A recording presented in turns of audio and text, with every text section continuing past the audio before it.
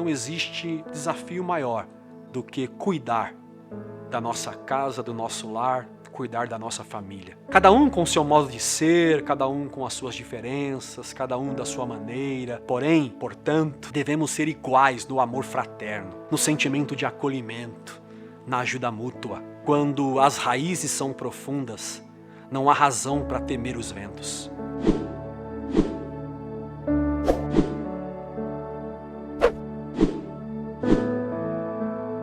Eu quero hoje dialogar com você com base em dois textos do livro de Provérbios, dois trechos do livro de Provérbios. Deixa eu colocar aqui para vocês. Pronto, está aí na tela. O primeiro texto é Provérbios capítulo 11, verso 14. Este provérbio diz assim, não havendo sábia direção, cai o povo, mas na multidão de conselheiros há segurança. E Provérbios capítulo 15, verso 22. Onde não há conselho fracassam os projetos, mas com muitos conselheiros há bom êxito. Em algumas traduções, na multidão de conselhos há sabedoria.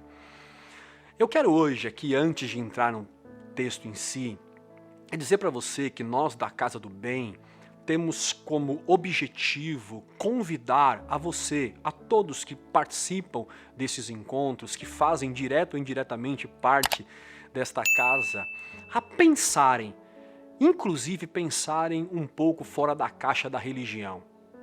Eu quero dizer para você e deixar isso claro aqui entre nós, que aqui na casa ninguém será castrado ou delimitado no seu modo de pensar, no seu jeito de crer, na sua maneira de interpretar a Bíblia e interpretar a vida. Porque nós entendemos que todos têm o direito de discordar e também de repensar os seus conceitos. Isto é fundamental para a saúde de qualquer comunidade. Sabe por que eu estou falando isto? É porque quem não pensa, quem não raciocina, não cresce, não se desenvolve, inclusive no que diz respeito à sua espiritualidade. O que nós compartilhamos aqui não é um ponto final. O que nós compartilhamos aqui é um ponto de partida. O que nós estamos compartilhando aqui com respeito às coisas do reino de Deus não é uma definição absoluta, mas é o início de uma conversa. Nós estamos colocando aqui em pauta um ponto de partida para os nossos diálogos, porque nós aqui não temos o desejo de sermos os donos da razão. E isto não faz parte da construção do que nós chamamos a Igreja Casa do Bem. E eu quero reforçar isto porque é muito comum na religião as pessoas tentarem domesticar as outras pessoas, inclusive no que diz respeito à liderança religiosa. Até porque o adestramento intelectual da massa dá poder e domínio para algumas pessoas e tornam essas pessoas autoritárias, inclusive no que diz respeito aos líderes da fé. E eu não estou aqui e não estou querendo também dizer com isto de que você não deve honrar ou respeitar aqueles que o instruem. Isto é até bíblico, é uma consideração de Paulo também. Nós temos por honra aqueles que nos ensinam, aqueles que nos encaminham para a compreensão do Evangelho. Mas ensinar não é castrar, não é domesticar, não é adestrar ninguém. Ensinar é expor a ideia e permitir que os discípulos de Jesus tirem as suas conclusões, até porque todos nós recebemos a porção do mesmo Espírito. E eu falo isto e afirmo porque não é bom para líderes autoritários que pessoas pensem. Não é bom para aqueles que querem ter no seu cabresto ou até mesmo ser detentor do poder da comunidade, ter pessoas por perto que questionam, que fazem perguntas. Então, o que eles fazem? Eles impõem as suas ideias, as suas teorias, as suas visões para manter todos debaixo dos seus cabrestos, quando não, usam textos e atualizam a Bíblia segundo o que deseja e o que quer, para manter todos debaixo do seu poder. E eu falo isto, você pode dizer assim, mas será? Eu digo que sim. Bom, é só você observar um pouco o que está acontecendo no movimento evangélico no Brasil. Então, a Igreja Casa do Bem, nós aqui, nós somos uma igreja para quem gosta de pensar fora da caixa. A Igreja Casa do Bem tem como objetivo e é um lugar para quem deseja repensar as suas crenças, os seus princípios religiosos, sem temer represárias, entendeu? Sem temer que os outros o cancele. Nós temos aqui o propósito de pensar com liberdade e eu acredito que isto é próprio do Evangelho de Jesus. O meu convite é para que façamos um esforço para enxergarmos as verdades do reino de Deus com os olhos de Jesus, onde pensar, raciocinar, questionar não é proibido. E eu, de novo, faço essa consideração. O que isso tem a ver com o tema família? Tem tudo a ver. Tem tudo a ver com o tema que nós estamos tratando hoje e temos tratado nos encontros anteriores. Eu digo isto e fiz essa introdução para afirmar que pessoas estão sendo adestradas e manipuladas por uma pregação vazia de significado, vazia de sentido. É muita letra, é muita literalização de textos e pouca vida, e pouca conectividade com o agora. E nós sabemos que a Bíblia ela é atual sim, desde que ela seja interpretada segundo o Espírito de Cristo. Muita gente está sendo ensinada a aceitar o que ouve sem pensar, sem raciocinar. O pastor, o líder, o profeta, o missionário, o apóstolo disse, vamos aceitar porque é de Deus. Não. Meu convite não é aceitar o que eu estou falando para você de imediato. O meu convite é você ouvir o que eu digo para repensar, para pensar, para significar o que você ouve com a sua vida e você ver se isso é evangelho para você ou não. Eu digo isso porque você não vai ouvir de mim. Eu profetizo agora sobre a sua família que tudo vai mudar. Não, você não vai ouvir de mim que você agora vai ter tudo o que sonhou, que Jesus vai dar tudo o que você precisa e blá blá blá blá blá blá, essa coisa toda. Não. Não porque eu sou responsável com aquilo que eu digo. E eu não estou aqui para dizer para você aquilo que eu quero ou acredito, eu estou aqui para dizer para você o que as Escrituras nos informam sobre o que é ter uma vida e uma família saudável. Pessoal, pensa um pouco. É isso que eu quero chamar a sua atenção. Pensa um pouco. Você acredita mesmo que se eu declarar sobre você, tudo está resolvido? Você acredita mesmo que se o apóstolo, ou seja, quem for, o pastor, o bispo, ou qualquer líder religioso, que determine sobre você uma mudança, essa mudança vai acontecer? Você acredita mesmo nisso? Não, não quero acreditar. Pense um pouco, faz um esforço. Isso, pense um pouquinho. Gente, a verdadeira profecia não é a que eu falo. A verdadeira profecia é aquela que eu vivo. Porque o que eu vivo é proferido para as pessoas e não o que eu falo. João capítulo 1, João vai falar de Cristo. Ele diz assim, ó, e o verbo, a palavra, se fez carne, Cristo. João vai dizer que a palavra encarnou para mudar o curso da história. Esse texto nos dá algumas informações e a principal delas é de nos dizer que palavras sem encarnação, sem o comportamento segundo o Evangelho é falácia. Não é nada mais do que blá blá blá. palavras, decretos precisam ser acompanhados de uma vida, de um comportamento, para que as coisas se transformem, para que as coisas mudem. Então, se eu quero uma família saudável, não adianta eu citar versículo bíblico. Eu tenho que encarnar em mim o versículo, eu tenho que encarnar a palavra de Cristo em minha própria vida. Isto é vida profética. Eu tenho certeza, se eu anunciasse aqui que hoje teria uma oração milagrosa para a família, a live ia explodir de pessoas vindo querer ouvir ou receber a oração mágica.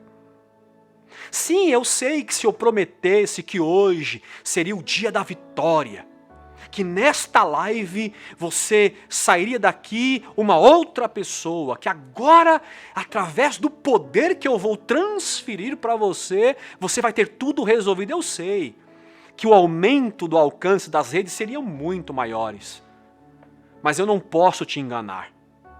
Isto não é evangelho. Evangelho sem vida é religiosidade. Nós lemos 2 provérbios bíblicos que afirmam a necessidade de ouvirmos conselhos. Nós acabamos de ler 2 provérbios bíblicos que nos diz a importância dos conselheiros na nossa vida. Porém, conselhos sem prática é só conselho. São só palavras. Eu hoje convidei você para um desafio, porque o problema é que nós estamos anestesiados por essa religiosidade. O que é isso? O que o senhor está querendo dizer com religiosidade, pastor? Religiosidade é usar um Deus para viabilizar os nossos desejos. É tornar Deus um objeto de consumo. Karl Marx já dizia que a religião é o ópio do povo. E ele não estava de todo errado na sua crítica. Esta crítica de Karl Marx era sobre a alienação que o povo tem em buscar um êxtase numa divindade para suprir as suas carências, para facilitar as suas vidas, usar Deus para correr atrás do seu bem-estar. Isso não é evangelho. E neste ponto eu tenho que concordar com Karl Marx. Para muitos, Deus é um solucionador de problemas, uma rota de fuga, um caminho de escape. Buscamos a Deus para que Ele mude a nossa família. Por quê? Porque na realidade nós não queremos mudar. E por não querer mudar, não querer que a transformação seja em mim, eu busco uma divindade para transformar a minha família segundo a minha vontade, segundo as minhas carências. Pense um pouco. Pense se Deus não se tornou isto para muita gente. Um viabilizador das coisas que nós desejamos. Gente, Deus se tornou para muitos um amuleto de proteção, uma varinha mágica. Então, se eu tenho um problema, eu aperto o botão Deus e cabum. Tudo está resolvido. Sim, hoje eu estou aqui para te dizer que Deus vai mudar a sua família. Sabe como? Através de você. Você está disposto a sacrificar-se para ser um instrumento de Deus para transformar a sua família? Para isto, antes de Deus tratar a sua família, Deus vai tratar você. Pare de culpar a sua família. Hoje eu estou aqui para convidar a você a assumir a sua culpa.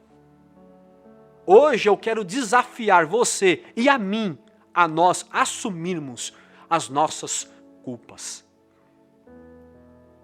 Você quer ver, por exemplo, quantos cultos você já foi? Quantos conselhos você já ouviu? Quantos encontros de casais você já participou? E aí? O que mudou? Fala para mim, o que mudou? Todos esses eventos têm a sua importância, têm a sua relevância. É claro que é importante se encontrar para juntos tratarmos mutuamente uns dos outros. Mas se você não mudar, todos esses encontros não adiantou para nada. Porque nós estamos atrás de fórmulas mágicas. Nós ficamos procurando orações fortes de quebra de maldição. E vamos nos apequenando, nos infantilizando na fé e não nos tornamos agentes de mudanças. E não nos transformamos um Cristo para provocar transformação por onde passamos. Pense um pouco, se esforce um pouco. Você acha mesmo que o evangelho é fórmula mágica? Pense um pouco. Por exemplo, eu já ouvi gente questionar assim: por que Deus não age? Por que Deus não ouve a minha oração? Por que Deus não me ouve? A pergunta para nós que vem de Deus é essa: por que você não me ouve, meu filho? Nós questionamos Deus ou questionamos a nossa fé do porquê Deus não nos ouve, mas é o contrário, é porque que nós teimamos em não dar ouvido à voz do Pai. Porque nós fomos ensinados a pôr na conta de Deus o que é responsabilidade nossa. Resultado? Tragédias. É por isso que hoje nós estamos falando de um aumento significativo e assustador de desunião, de indiferença, de brigas, de agressões, divórcios, assassinatos e por aí vai. A falta de investimento destrói a família. Em anos de aconselhamento pastoral e fazendo pesquisa sobre o assunto, eu descobri que os casais ou as famílias só procuram ajuda no estágio crítico da relação. Vão deixando a coisa rolar, não investem. Não trabalham no processo, mas quando a situação se torna insustentável, aí procura ajuda. Esperam a situação explodir para procurar recursos que salve a sua família. Por quê? Sabe por quê? Porque a família ainda não é nossa prioridade. Quer ver? Você, proprietário de veículo, mulher ou homem, você que tem um veículo na garagem de sua casa, você faz prevenção do seu freio? Ou você espera o carro colidir para depois você mexer nos kits de freio? Eu sei a resposta. Claro que você troca antes. Claro que você faz a manutenção preventiva para que você não sofra acidente. Sabe por quê? Porque o teu carro é tua prioridade. Por que fazemos com o carro e não fazemos com a família? Simples. Aquilo que para nós é prioridade, nós investimos na prevenção para a gente não perder. Sim. Quando nós amamos e temos prioridade com alguma coisa, nós investimos tempo porque nós queremos manter aquilo para que aquilo não se perca. Então por que você trata mais dos seus cabelos do que da sua família? Você percebe que a família é o bem mais importante que nós temos, porém ela é o nosso segundo, terceiro, quarto plano? A pergunta que não quer calar, e talvez você esteja fazendo para mim ou para você mesmo, dizendo, mas isto é tão penoso. E é verdade, eu preciso concordar com você. Eu sei que investir na família é penoso, porque exige de nós tempo, dedicação.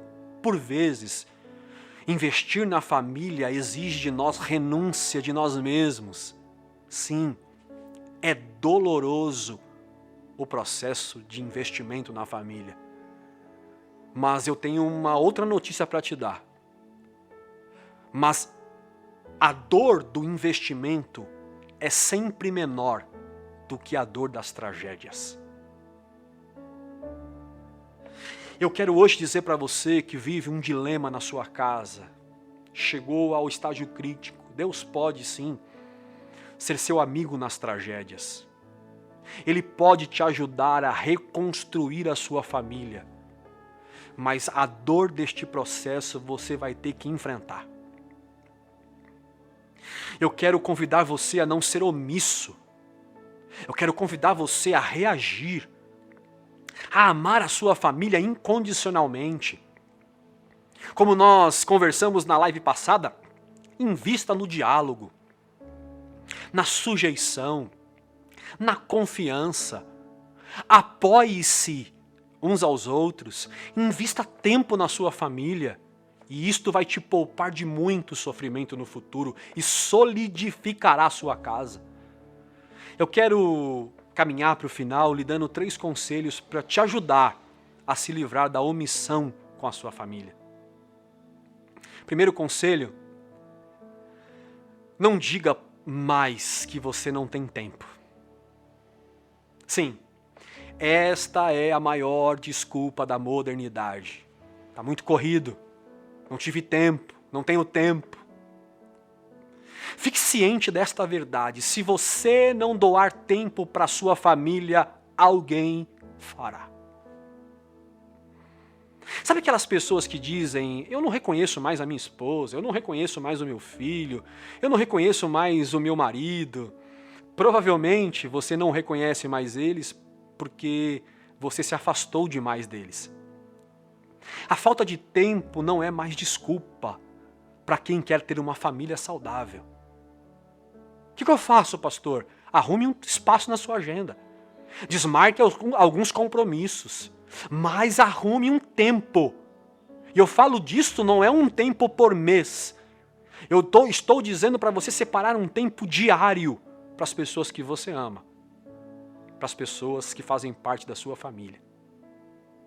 Se você não tem tempo para a sua família, hoje, amanhã, não reclame se eles não tiverem tempo para você. Então eu estou dizendo para você que não é campanha milagrosa que te falta. Muito menos oração por sua família. Aliás, o que é muito importante, eu não estou desconsiderando. Talvez o que está faltando para você é tempo. Então arrume um tempo.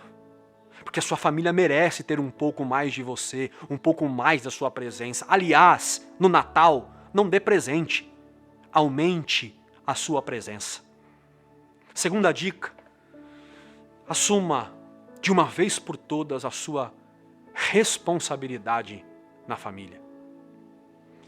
O problema é que é muito comum, inclusive na família, que a responsabilidade que todos desejam ter é a de mandar. É de ditar as regras. Eu tenho a responsabilidade de dizer quem faz, quem não faz. E quando eu falo de responsabilidades, eu não estou me referindo à escala hierárquica de quem paga a conta, quem lava o banheiro, de quem leva os filhos para a escola. Na realidade, eu estou falando da responsabilidade das responsabilidades. Eu estou falando que é aprender a ser servo de todos. Muitas coisas em casa estão sem fazer, sabe por quê? Porque só tem quem manda, não tem quem serve. Se todos forem servos uns dos outros, eu aprendi que onde há servos, nenhum trabalho fica sem fazer. Na vida todo mundo quer ter autoridade, ter a palavra final. Isso é um fato. Mas aprenda, nenhuma autoridade é mais poderosa do que o ato sacrificial de servir. Então, se você quer ter autoridade na sua casa, é muito simples. Seja servo de todos, tá bom? E um terceiro conselho, e termino aqui, que a minha hora já foi. Acredite, sua família já foi abençoada. Isto. Como assim, pastor, já foi? Simples assim. A sua família já está debaixo da bênção de Jesus. Em Gênesis capítulo 2, verso 3, Deus disse a Abraão, Abraão, em ti serão benditas todas as famílias da terra. Quando Deus disse isso a Abraão, Deus não estava se referindo ao Abraão. Deus estava se referindo ao seu filho. Estava se referindo à sua descendência. Sabe quem? Cristo Jesus. Agora não é mais em Abraão que as famílias são benditas. As famílias são benditas em Cristo. É por causa de Jesus Cristo que todas as famílias hoje são abençoadas nele. Essa verdade é que a gente encontra na declaração de Atos dos Apóstolos, no capítulo 16, verso 31, que diz assim: creia no Senhor Jesus e serás salvo tu e os da tua casa. Mas é só isso, pastor? Sim, é só isso. Talvez a religião te ensinou errado, te convencendo que você deve correr atrás da bênção, fazer campanhas intermináveis, pagar promessas intermináveis, fazer orações intermináveis, enfim, pagar o preço. Puxa vida, o que a religião fez com a gente? Não, acredite no que eu estou te dizendo. A bênção para a sua família já está sobre vocês em Cristo. Você não precisa mais correr atrás das bênçãos para a sua casa. Creia em Jesus e, como diz Marcos capítulo 16, verso 17, os sinais seguirão aos que creem. Creia em Jesus. O resto, Ele acrescenta, Ele faz, Ele opera. Mas eu não estou dizendo isso de crer em Jesus e você confundir crer com acreditar. Crer no Evangelho é aceitar ser conforme Cristo. Não é mudar um comportamento, mas ser transformado no seu interior. Não é fazer, é ser. Fé que não nos transforma é crença morta. Então não faça, seja. Eu digo tudo isso, encerro e concluo dizendo que, diante de tantos desafios, eu afirmo para vocês que não existe desafio maior do que cuidar da nossa casa, do nosso lar, cuidar da nossa família. Família, ele é um campo missionário. Família, ela é uma partilha. Família, ela é um presente. Família é aconchego. Família é divino. Cada um com o seu modo de ser, cada um com as suas diferenças, cada um da sua maneira, cada um do seu jeito, cada um com as suas manias. Portanto, com tantas diferenças, devemos ser iguais no amor fraterno, no sentimento de acolhimento, na ajuda mútua.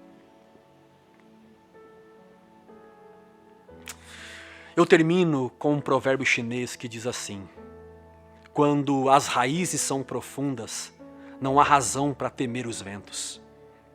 O convite desta série é para que você solidifique o seu lar no amor, pela fé em Cristo Jesus.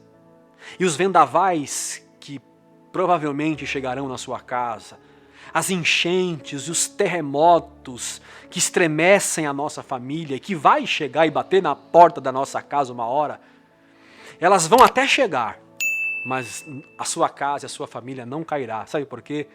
Porque a sua casa está firmada na rocha que é Cristo. Que Deus e Pai guarde vocês. Que o Filho amado Jesus Cristo more na sua casa. E que o Espírito Santo reine em vossos corações. Eu concluo essa série deixando esta frase para você. Seja você uma bênção para a sua família.